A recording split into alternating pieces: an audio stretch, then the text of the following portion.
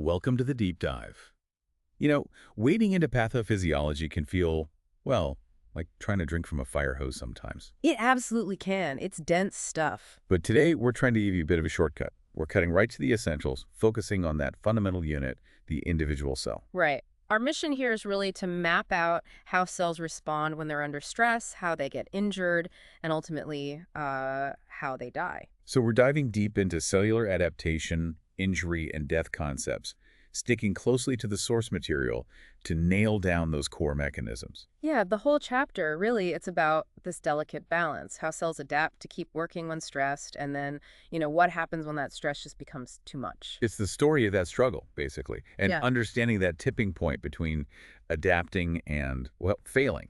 Okay, let's unpack this. So when a cell faces stress, its first move is adaptation. It tries to survive by changing its size or its number or even its basic type. And usually this is reversible, right? Right. If the stress goes away. Generally, yes. The source emphasizes it's often a normal process, triggered by a specific stimulus, and yeah, reversible if that stimulus is removed. Okay, so first strategy, atrophy. The cell shrinks. Mm-hmm. That sounds counterintuitive for survival. Why downsize? Think of it like cellular hibernation. It shrinks down to a lower, more efficient functional level. Okay. By doing that, it uses less oxygen, needs fewer mitochondria, fewer resources overall. It's conserving energy when maybe the workload drops or conditions aren't great. That totally makes sense for something like disuse atrophy, like muscle shrinking in a cast, no Okay. work, scale back. Exactly. Or denervation, atrophy, and paralyzed limbs. The same idea. But how does it actually shrink? What's the mechanism? The cell parts don't just vanish, do they? It's a very controlled process. It relies on something called this ubiquitin proteasome system. It kicks in when certain signals like insulin or IGF-1 are low. Ubiquitin, that's like a tag. Precisely. Ubiquitin molecules get attached to proteins inside the cell that are, well, marked for disposal. Then these structures called proteasomes act like little shredders, breaking down those tagged proteins. Wow, a built-in recycling or disposal system. Yeah. And you see this clinically, for instance, with the atrophic changes in reproductive organs after menopause. Loss of endocrine stimulation triggers this pathway and the tissue shrinks. If you saw figure 3.1, it'd be like comparing a really thin, almost papery endometrium lining to a normal, thicker one. Okay, so shrinking is one option. But what if the workload increases? Then we get the opposite, hypertrophy. Right, an increase in cell size, which leads to an increase in the functioning tissue mass. This is key for cells that can't easily divide, like cardiac muscle and skeletal muscle. And there's good and bad hypertrophy. Exactly. Physiologic is what you get from exercise. Muscle fibers get bigger, stronger, proportionally. Pathologic hypertrophy, though, that results from disease conditions. Like the bladder wall thickening if there's an obstruction. It's adapting, but because something's wrong. Yes, that's adaptive hypertrophy, or compensatory hypertrophy, like if one kidney is removed, the other one enlarges to pick up the slack. But the really concerning one is myocardial hypertrophy, right? The heart muscle thickening. Absolutely. Usually the left ventricle, often due to hypertension or faulty valves. If you saw a cross-section, like in figure 3.2, you'd see that muscle wall looking really thick and bulky. What triggers that growth? It's a mix. There's biomechanical stress. The physical stretching of the muscle cells involves things like ion channels and integrins. And then there are neurohumoral factors, various signaling molecules. But it's a dangerous game, isn't it? That thicker muscle needs more oxygen, more blood flow. That's the critical limit. If the hypertrophy outpaces the blood supply, what started as compensation becomes detrimental. It can lead straight to heart failure. Okay, so size increase has limits. What if the cells can divide? Then they can just make more of themselves. Correct. That's hyperplasia, an increase in the number of cells. This happens in tissues where mitosis is possible, like glands or the epidermis. And again, there's normal and abnormal hyperplasia. Yep. Physiologic examples are crucial for normal function. Think hormonal hyperplasia, like breast and uterine enlargement during pregnancy. Or compensatory hyperplasia, like the amazing way the liver can regenerate if part of it is removed. But the non-physiologic kind, Yeah. that sounds worrying. It often is. The source points to things like excessive estrogen stimulation causing endometrial hyperplasia. That significantly increases the risk for uterine cancer. Right. Or another really common one, benign prostatic hyperplasia, BPH, in older men. Driven by androgens, it causes the prostate to enlarge and can obstruct urine flow. Pathological, but very common. Okay, so we've had changes in size and number. What about changing the actual cell type? That sounds drastic. It is. This brings us to metaplasia and dysplasia. Metaplasia is a reversible change where one adult cell type gets swapped out for another. Why would the body do that? Usually in response to chronic irritation or inflammation, the idea is to substitute a more resistant cell type for one that's getting damaged. Like in smokers, the airway cells change. That's the classic example. The normal, delicate, ciliated columnar cells in the airways, which sweep out mucus and debris, get replaced by tougher, stratified squamous cells. So you gain toughness, but you lose the cleaning function. Exactly. That's the trade-off. The new cells can withstand the smoke better, but they don't perform the original function. And sometimes that metaplastic change itself creates risk. How so? Think about Barrett esophagus, BE. In people with chronic acid reflux, GERD, the normal squamous lining of the esophagus gets replaced by a more glandular type, like the stomach lining, to resist the acid. Okay. But that specific metaplastic change, BE, is a major risk factor for developing Barrett esophageal adenocarcinoma, BEA, a type of esophageal cancer.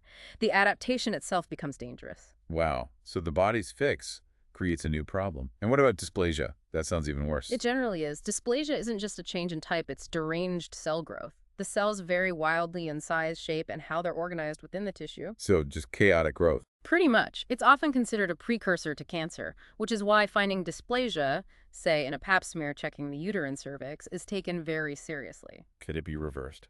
Sometimes, if the irritation or cause is removed early enough, but its presence signals that things are getting out of control, that the normal adaptive mechanisms are really failing. Think also of bronchopulmonary dysplasia, BPD. In premature infants who need long-term ventilation, the lung tissue development is abnormal due to injury and inflammation. Okay, we've covered how cells adapt. But what happens when they get overwhelmed, maybe metabolically, when stuff just builds up inside? Right, that's intracellular accumulation. Substances build up in the cytoplasm or nucleus because the cell can't use them or get rid of them properly, like a cellular hoarder, maybe? Huh. Okay, so what kind of stuff accumulates? The source breaks it down into three main categories. First, you can get an accumulation of normal cellular substances, just in excess amounts. The classic example is fatty changes in the liver, called steatosis. Triglycerides pile up. This can happen if too many fatty acids are delivered to the liver, maybe during starvation or in uncontrolled diabetes, or if the liver's own ability to process fat is impaired, like with chronic alcohol use. Okay, normal stuff. Just too much of it. What's the second category? Abnormal endogenous products. These often result from genetic defects, usually an enzyme deficiency. So the cell makes something but can't break it down properly. Exactly. If an enzyme is missing, its substrate, the thing it was supposed to work on, just accumulates. Think of von Gierke disease, a glycogen storage disease. Lack of a specific enzyme means glycogen piles up in the liver and kidneys. Or something like Tay-Sachs. A tragic example, yes. Abnormal lipids accumulate in neurons in the brain because of a missing enzyme, leading to devastating neurological problems. It highlights how one missing molecular piece can clutter up the cell, sometimes fatally. And the third category, things from outside the body. Right. Exogenous products or pigments that the cell just can't metabolize or eliminate. Think of inhaled carbon dust in coal miners leading to black lung. The macrophages eat the dust but can't break it down, so it just sits there. Or jaundice. Is that accumulation? It is, but of an endogenous pigment bilirubin. When the body can't process or excrete bilirubin properly, it builds up, causing that yellowish discoloration of the skin and eyes, known as jaundice or icterus. Okay. Any other important accumulations? Well, there's one we all experience, lipofuscin. It's often called the wear and tear pigment. Wear and tear. Yeah, it's basically the leftover indigestible junk from the normal turnover of cellular components, especially membranes. It's a yellowish-brown pigment that accumulates over time, particularly in long-lived cells like neurons, heart muscle, and liver cells. If you looked at figure 3.3, you'd see it as these little golden-brown granules speckling the cytoplasm. It's like cellular garbage that never gets taken out. Getting older means accumulating cellular junk. Yeah. Great. Okay, moving from internal clutter to abnormal hardening, let's talk pathologic calcifications. Right, abnormal deposition of calcium salts in tissues. The key here is distinguishing where it happens and why. So there are different types. Two main types. First is dystrophic calcification. The key thing here is that it occurs in dead or dying tissue, even when blood calcium levels are completely normal. So the tissue's already damaged, and then calcium deposits there. Exactly. You see this all the time in things like advanced atherosclerosis. Those plaques and arteries can become calcified, or on damaged heart valves. The calcium salts deposit in the injured or necrotic tissue, making it gritty, even rock hard. Okay, so dystrophic means damaged tissue, normal calcium. What's the other type? Metastatic calcification. This occurs in normal living tissue. And the driving force is always hypercalcemia, abnormally high levels of calcium in the blood. So the problem isn't the tissue, it's too much calcium floating around. Precisely. Conditions that cause high blood calcium, like hyperparathyroidism, some cancers that spread to bone and release calcium, or even vitamin D toxicity can lead to calcium salts depositing in otherwise healthy tissues. Common sites include the lungs, renal tubules, and blood vessels. We've seen adaptation, we've seen accumulation. Now, here's where it gets really interesting, maybe a bit grim. We're talking cell injury, when adaptation just isn't enough. Right. When the stress is too severe or too prolonged, the cell crosses a threshold into injury. And the causes are broad physical agents, radiation, chemicals, biological agents like viruses or bacteria, nutritional imbalances. Well, take a specific physical agent like electrical injury. How does that work? It sounds straightforward, but I guess it's complex. It is. Severity depends on voltage, obviously, but also the type of current. Alternating current, AC, is generally more dangerous than direct current, DC, at similar voltages. Why is that? AC causes strong tetanic muscle contractions. This can make someone involuntarily grasp the power source, prolonging exposure, and it can interfere with breathing or heart rhythm. Also, the path the current takes through the body is critical. And the damage itself is just the shock? A lot of it is actually heat damage. The electrical energy converts to heat as it passes through tissues. Tissues with higher resistance, like bone and fat, tend to heat up more and suffer greater damage compared to lower resistance tissues like nerves and blood vessels. Okay, makes sense. What about chemical injury? Do toxins just directly attack cells? Some do, like strong acids or bases, but often it's more indirect. Many chemicals aren't toxic themselves until the body, usually the liver, metabolizes them into a reactive toxic intermediate. So the body accidentally poisons itself trying to break something down. In a way, yes. A classic lab example is carbon tetrachloride, CCl4. It's relatively inert until liver enzymes convert it into a highly reactive free radical that damages liver cells. Well, any common examples? Acetaminophen Tylenol. In normal doses, the liver detoxifies it safely using a pathway involving glutathione. But if you take a large overdose, that main pathway gets overwhelmed. And then? Then the drug gets shunted to an alternative pathway that produces a toxic metabolite. Without enough glutathione to neutralize it, this metabolite builds up and causes severe liver damage, potentially fatal liver necrosis. That's sobering. And we should definitely touch on lead toxicity, especially for kids. Yes, absolutely crucial. Children absorb lead much more efficiently than adults, and even low levels of exposure can have devastating effects on brain development, leading to lower IQ scores and behavioral problems. It hits multiple systems, doesn't it? It does. Lead interferes with hemoglobin synthesis in red blood cells, causing anemia. It affects the GI tract, causing abdominal pain, sometimes called lead colic. In adults, you might even see a visible blue line along the gums. And the nervous system is a major target, causing demyelination, nerve damage, and in severe cases, acute encephalopathy, particularly in kids. Okay, so we have various causes. But how do these different agents actually damage the cell at a molecular level? What are the core mechanisms? The source really highlights three major pathways of cell injury, and often these pathways overlap and interact. Figure 3.6 shows this complex web. Right. Let's start with mechanism 1, free radical injury. These are highly unstable molecules. Think of them as having an unpaired electron in their outer shell, which makes them desperate to react with other molecules. Examples include species derived from oxygen called reactive oxygen species, or ROS, like superoxide, or things like nitric oxide, NO. And why are they bad? Because they kick off chain reactions. They can steal electrons from lipids in cell membranes, damaging them. They can oxidize proteins, inactivating crucial enzymes. They can even directly damage DNA. That sounds like widespread chaos. It can be. When the production of these free radicals, these ROS, overwhelms the body's ability to neutralize them, we call that oxidative stress. And that's linked to diseases. Many diseases: cardiovascular disease, neurodegenerative diseases like ALS, cancer, and just the basic process of aging itself. Oxidative stress is a key player. Does the body fight back? Oh, yes. We have antioxidants. Some are enzymes the body makes, like catalase or superoxide dismutase. Others we get from our diet, like vitamin C and vitamin E. They work by neutralizing these free radicals, stopping the damaging chain reactions. Okay, free radicals are one mechanism. What's number two? Hypoxic cell injury, lack of oxygen. This is probably one of the most common causes of cell injury, underlying things like heart attacks and strokes. And the immediate problem is energy, right? No oxygen, no ATP. Exactly. Oxygen is essential for aerobic respiration, the main way cells generate ATP.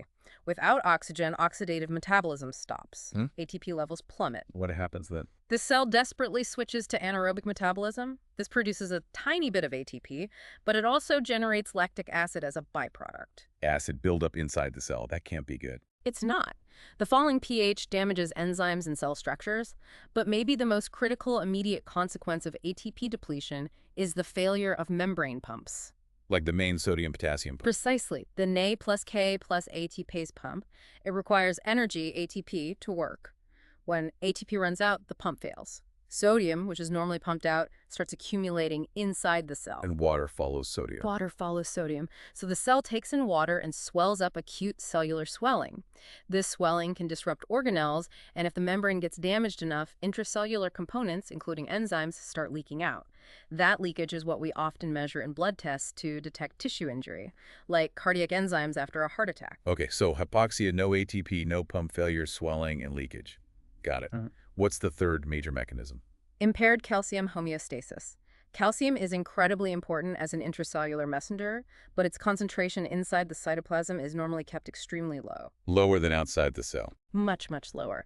But various injuries, especially ischemia, which causes hypoxia and ATP depletion and some toxins, can disrupt this balance, causing calcium levels inside the cell to rise dramatically. And why is high intracellular calcium so bad? Because calcium acts like an on switch for many destructive enzymes that are normally kept quiet. Like what? Things like phospholipases, which damage cell membranes, proteases, which break down proteins, endonucleases, which fragment DNA, and ATPases, which actually break down any remaining ATP even faster. Wow. So letting calcium flood in basically triggers multiple self-destruct pathways simultaneously. That's a good way to put it. It amplifies the damage from other mechanisms like ATP depletion and pushes the cell much faster towards irreversible injury. So once the damage is too great, injury becomes irreversible. The cell is going to die. But critically, how it dies matters a lot. Figure 3.7 kind of maps this out. Irreversible injury leads down two main paths. Right. Let's start with the cleaner path, apoptosis, programmed cell death. Exactly. Apoptosis is a highly regulated, active process where the cell basically commits suicide in a tidy way. It's designed to eliminate unwanted or damaged cells without causing a mess or triggering inflammation in the surrounding tissue. How does it look morphologically? The cell shrinks. The chromatin in the nucleus condenses in fragments, and the cell breaks up into small membrane-bound fragments called apoptotic bodies. You could picture the stages from figure 3.8. The cell pulls away from its neighbors, shrinks, the nucleus gets dense, and then it blebs off into these neat little packages. And these bodies just get cleaned up. Yep, they're quickly phagocytosed, eaten up by neighboring cells or macrophages. No spills, no fuss, no inflammation. Why does the body need this? Oh, it's essential for normal development and tissue maintenance. It sculpts tissues during embryogenesis, like removing the webbing between fingers and toes. It eliminates cells that are infected, damaged, or just no longer needed, like immune cells after an infection is cleared, or the involution of breast tissue after lactation stops. And the mechanism involves specific enzymes. Yes, the execution phase relies on a family of proteases called caspases. There are initiator caspases and executioner caspases that dismantle the cell in an orderly fashion. Are there different triggers? Two main pathways activate the caspases. The extrinsic pathway is triggered by external signals, like the binding of death ligands, like Fas ligand, to death receptors on the cell surface. The intrinsic pathway is triggered by internal stress, like DNA damage, hypoxia, or withdrawal of survival signals. This pathway involves the mitochondria releasing key factors, like cytochrome C, into the cytoplasm. And when apoptosis goes wrong? That's central to many diseases. Too little apoptosis contributes to cancer cells that should die, don't. Too much apoptosis contributes to neurodegenerative diseases where neurons die off inappropriately, or ischemic injury like stroke. Okay, so apoptosis is the controlled demolition. What's the alternative? Necrosis. This is the messy, uncontrolled kind of cell death that occurs after severe acute injury in a living organism. How is it different? Instead of shrinking, the cell often swells. The membranes rupture, spilling the cell's contents out into the surrounding tissue. This triggers a significant inflammatory response, which is a key difference from apoptosis. Necrosis interferes with tissue repair and regeneration because of this inflammation and uncontrolled breakdown. Are there different types of necrosis based on how it looks? Yes, the appearance depends on the tissue and the balance of enzyme activity versus protein denaturation. Liquefaction necrosis happens when digestive enzymes break down the tissue, turning it into a liquid viscous mass. Think of the center of an abscess filled with pus. Okay. Coagulation necrosis is more common, especially with hypoxic injury like heart attack or kidney infarct. Acidosis develops, which denatures proteins, including the digestive enzymes. So the basic cell outlines are preserved for a while, but the tissue becomes firm and opaque, kind of grayish. And there's one more distinctive type. Caseous necrosis. This is characteristic of tuberculosis. The tissue breaks down into a distinctive, white, cheesy-looking material. It's sort of a combination of coagulation and liquefaction. Okay. Necrosis is messy and inflammatory. What about when a large area of tissue dies? Then we often use the clinical term gangrene, which refers to considerable mass of tissue undergoing necrosis. And again, we classify it based on appearance and cause. Like dry versus wet? Exactly. Dry gangrene is usually caused by a slow blockage of arterial blood flow, often in the extremities. The tissue becomes dry, shrinks, turns dark brown or black, and there's usually a clear line separating it from healthy tissue. It's essentially a form of coagulation necrosis with mummification. Spread is slow. And wet gangrene. Moist or wet gangrene is often due to problems with venous return, or it can follow a severe burn or acute arterial blockage with subsequent bacterial infection. The tissue is cold, swollen, black, and has a really foul odor because of bacterial decomposition. It involves liquefaction necrosis, spreads rapidly, and causes severe systemic symptoms. It's an emergency. Is there another type? Gas gangrene. Yes. Gas gangrene is a specific, very dangerous type, usually caused by infection of devitalized tissue, often deep wounds, with Clostridium bacteria. These bacteria produce toxins and ferment muscle carbohydrates, producing bubbles of hydrogen sulfide gas within the tissue. You can sometimes feel crackling, crepitus under the skin. It spreads incredibly fast and can be fatal without urgent surgical debridement and antibiotics. This whole journey from adapting to injury to dying, it naturally leads us to think about the bigger picture. Cellular aging. It does. Aging is incredibly complex, but many of the cellular theories link back directly to the mechanisms we've been discussing. Like the idea that cells can only divide a certain number of times. Right, the Hayflick limit. Most normal human somatic cells have a finite capacity for replication. After a certain number of divisions, they enter a state of senescence where they're alive but no longer dividing. And that's linked to chromosomes. Yes, specifically to the shortening of telomeres. These are the protective caps of repetitive DNA sequences at the ends of chromosomes. Each time a cell divides, the telomeres get a little bit shorter. Eventually, they become critically short, signaling the cell to stop dividing. It's like a built-in counter. Sort of, yeah, a replicative clock. Cancer cells somehow get around this, don't they? Many do. They often reactivate an enzyme called telomerase, which can rebuild or maintain telomere length. This helps them overcome the Hayflick limit and achieve replicative immortality, a hallmark of cancer. So that's the intrinsic clock. Okay. But aging isn't just about cell divisions, is it? Damage accumulates too. Absolutely. The molecular and systems level theories emphasize accumulated damage. For example, oxidative stress from free radicals, which we talked about earlier, not only damages cellular components directly, but is also thought to accelerate telomere shortening. So environmental damage interacts with the intrinsic clock. And it's not just individual cells aging, right? The whole system coordination declines. That's another key aspect.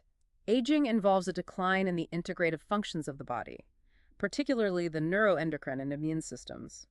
Communication and regulation between different systems become less efficient, contributing to the increased vulnerability and frailty associated with aging. #tagoutro. Okay, wow. We've covered a lot of ground there. So what does this all mean? Let's try to pull it together. Yeah, let's recap the flow. We started with stress. Cells under stress try to maintain function through adaptation, changing size, atrophy, hypertrophy, number, hyperplasia, or form, metaplasia. Right, but if the stress is too much, adaptation fails, leading to injury. And that injury happens through key mechanisms.